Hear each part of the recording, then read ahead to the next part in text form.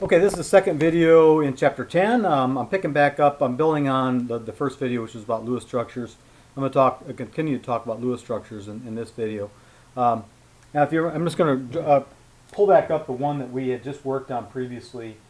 We had worked on, well, let's see, carbon tetrachloride was the first one. I'm just going to draw that here and make a couple remarks about it. If you remember carbon tetrachloride, when we actually added up all the valence electrons, all we needed to do was add in 3 lone pairs, 3 non-bonding pair electrons around each of the chlorine atoms, and that took care of all of our valence electrons that were available when you added up the 4 from the carbon and the 7 each from the chlorine atoms, and each of the atoms ended up with an octet around it.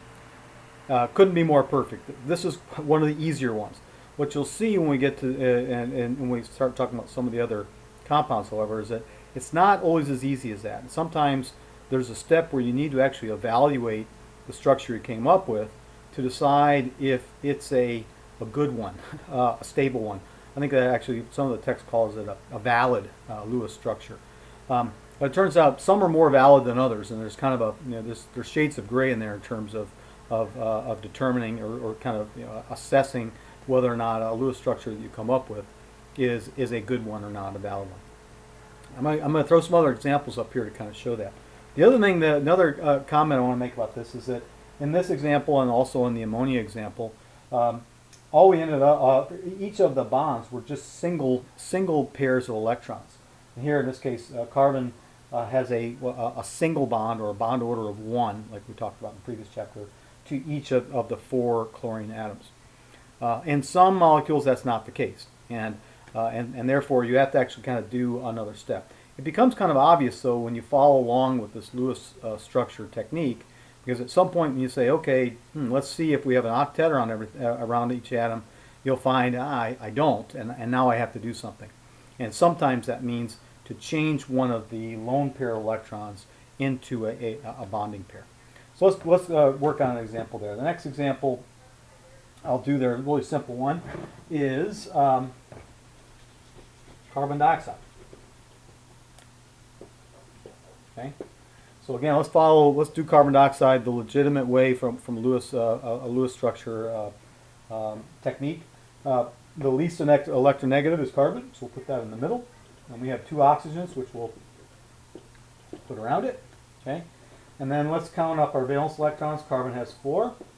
Oxygen has 6 each, so we'll say 2 times 6, and that ends up with 16 electrons. So there's 16 total valence electrons that we need to add here to the structure. Okay, well, if we look at carbon has 2 sets of it, so in order to fix this, we might have to put in 2 more pairs of carbon. That takes care of 4. And then for oxygen, let's see, we only have 12 left, so let's go 1, 2, 3, 4, 5, 6, 7, 8.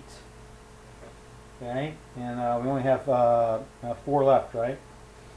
Let's see if I got that right. 2, 4, 6, 8, 10, 12, 14, 16. No, I'm done.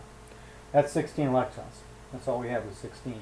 So it's going to be 2 for the bonding pair, 4 for the second bonding pair, 6, 8, 10, 12, 14, 16. We're all out of valence electrons. Okay, good. So let's make an assessment. Well, let's see. The assessment from a carbon standpoint, we have an octet, right? 2, 4, 6, 8. So carbon's good. Let's look at the oxygen. Oxygen has 2 for the bonding pair, 4, 6. It doesn't have an octet. This one's short 2 electrons. How about this side? 2, 4, 6. It's short 2 electrons also. Not so good. So what are we going to do about that? Well, one of the tricks you can do in a Lewis structure is that if you end up with where either the central atom is short or one of the other bonding atoms is short, you can take a non-bonding pair, like in this case the carbon one, and take this pair of electrons and move it to form a double bond with one of the other atoms that is short of the octet. So in this case, I'm going to move this pair of electrons over here. Okay. So now let's do an assessment. Well, from carbon still has 8, right? 2, 4, 6, 8, which is good. This oxygen's all cool. It's got 2, 4, 6, 8. Each bonding pair has 2 electrons. So this this oxygen has an octet. This one still does not. Let's do that same trick again with the other non-bonding pair. Move this one to here, and that looks pretty good. Each of the atoms has a full octet around it, the middle one and each of the oxygens. This is the Lewis structure for carbon dioxide. Okay. So this technique, I want to do one more, which is kind of similar, but it'll also introduce another consideration. Okay. So one thing that I didn't show here is that for each of the examples that I've chosen so far, they've been neutral molecules. They weren't charged. They weren't ions. This example, I'm actually going to use an ion, and you'll see there's a little adjustment that we do in terms of the number of valence electrons that we use. So the next example, I guess I'll erase this, is the carbonate ion. If you remember, carbonate has a double negative charge, and it is CO3. And we've encountered this before in other earlier chapters. Okay, so let's actually go through the Lewis method here, the method to come up with the Lewis structure for the carbonate ion. So first of all, let's do our shape that we did before. Carbon is the least electronegative. We'll put that in the middle, and then we'll draw bonds to each of the 3 oxygens. Okay. Now let's count our valence electrons. Well, carbon has 4, and we have 3 oxygens, so that'll be 3 times 6. And we also now need to add 2 more electrons, because don't forget, this is not neutral, it's charged, so it has an extra 2 electrons beyond what the valence electrons that are contributed by the atoms themselves. So we have to do plus 2 because it's an anion. 4 plus 18, 22 plus 2 more is 24. So we have 24 electrons that we need to distribute around the atoms. All right, well, so if you remember again, we've got, we have, carbon now has 6, so let's add a lone pair to make it 8. So carbon's good, that's 2 of them. And then for each of the oxygens, well, let's add 1, 2, 3, 4, 5, 6, 7, 8, 9, 10, 11, 12. Okay. Sorry, it was 6 for the original bonds, the 2 for the lone pair, and then I just put in 12 around each of the oxygens. Let's see where we're at. We're at 20. We need 4 more electrons. So I'll add 1, 2, and 3, 4. That should be 24 electrons. All right, so let's do an assessment and see how this looks. Well, carbon's good, we know, because there's an octet there. 1 bond, 1 bond, 1 bond, and this lone pair, so that's 8. The oxygen on the right here has 2 from the bond, and then 4, 6, 8 from the lone pairs. So that one's good. Same thing for this oxygen. This oxygen on the left is deficient. It has just 2, 4, 6 electrons, so it's short. So what do? Remember what we did before.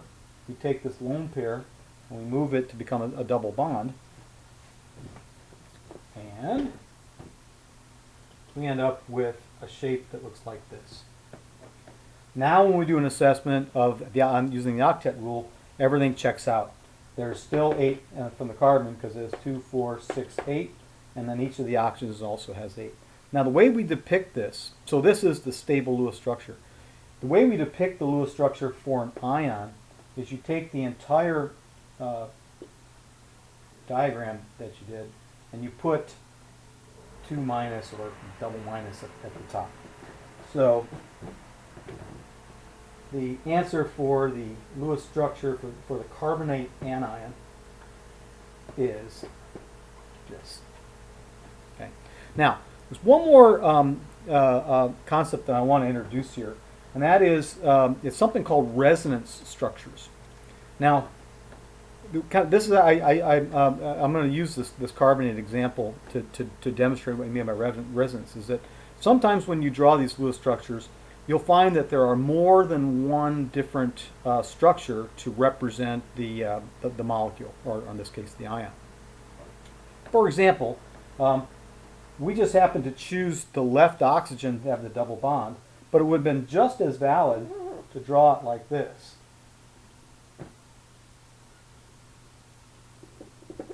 Right? So in this case, you can see that the double bond is now to the middle oxygen, and it has an octet because of the 2 lone pairs and then the double bond. And then each of the left and the right oxygen still has an octet as well. So this is a valid, we'll call it a resonance form of the carbonate anion. And then similarly, we could actually, you can easily see that there could be a third resonance form of carbonate, which is this. Okay, so the resonance forms are interesting because when we we're diagramming these things, we're following a technique, but we're using it to kind of visualize what the molecule looks like from its shape, and actually down at the atomic level, kind of where these atoms are geometrically with respect to each other. And that's ultimately what we're going to get to when we talk about the shapes of molecules. And what you'll find is that with resonance forms, when you find a situation where there's more than one resonance form that depicts the molecule that you're trying to model, that's actually a good thing. It kind of means that the electrons that are distributed around are not really localized on one particular atom. They have in this case, three different ways that they can arrange themselves, which turns out makes them more stable from an energy standpoint. So it's actually a good sign when you come up with a resonance structure like this in a situation where all of the atoms involved add up to their proper octets. Now I'm going to talk a little bit more about resonance structures in the next video when I introduce another wrinkle to the Lewis structure. And this one.